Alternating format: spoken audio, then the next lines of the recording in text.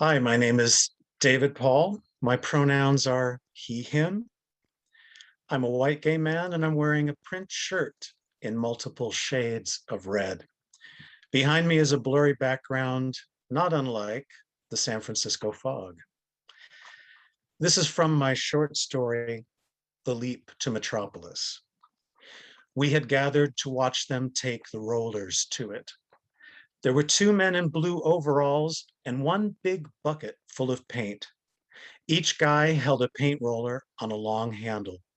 Into the bucket the rollers went, squelching like plungers sinking into a backed up toilet. The paint wasn't too far off the color of shit either.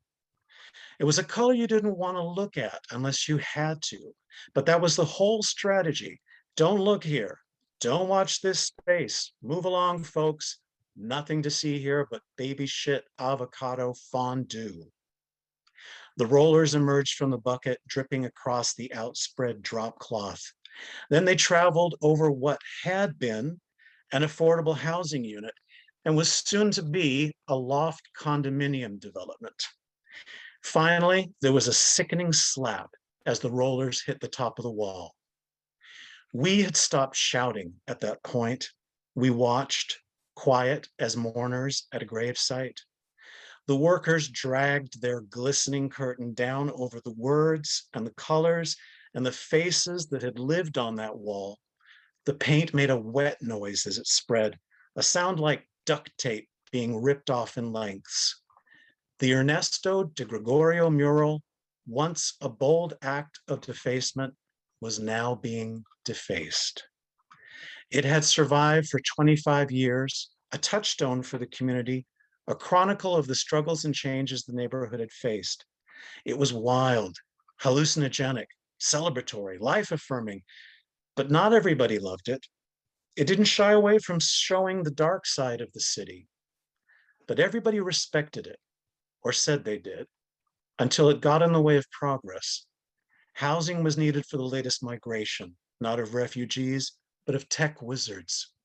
Suddenly, the mural's images were furious, accusatory, despairing, non-inclusive, an eyesore, the developers called it. Divisive, the city supervisors said. We were disappointed with the size of the crowd, maybe only 20 people. Only Tim and Ulysses and Sarah were there from the art school. There were a few people we recognized from gallery shows and open mic nights. That guy Bob from the coffee house across the street was there. And of course, Martin and me. The police had been called in just in case. Two officers were standing off to the side, talking quietly to each other and throwing us intimidating looks. There was also a private security guard cowering in the shadows of the alley, impassive behind dark sunglasses. Sarah was filming the whole thing on her phone, but her arms were getting tired. She told us so. She shouted it out in frustration at the two workers. My arms are getting tired, assholes. She had tears of rage in her eyes. Eventually, she walked away. Ulysses followed her. It takes a surprisingly long time to cover a wall with paint. It takes a surprising amount of paint, more than you'd think, more than most people can endure. I heard Ulysses calling out Sarah's name repeatedly as he chased her down the street. Each time her name sounded slightly different, like a person trying to talk a jumper off of a window ledge and still calling their name as they fall. After a while, Bob from the coffee house spat in the gutter and went back inside. I couldn't look anymore. I watched Martin's face instead, but it made the experience worse in a way.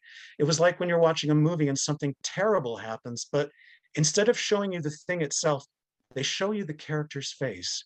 You read the horror in the actor's reaction. You don't need to see the car crash or the bomb blast. You go directly to the way it makes a person feel. And Martin's face was giving a performance worthy of a statuette.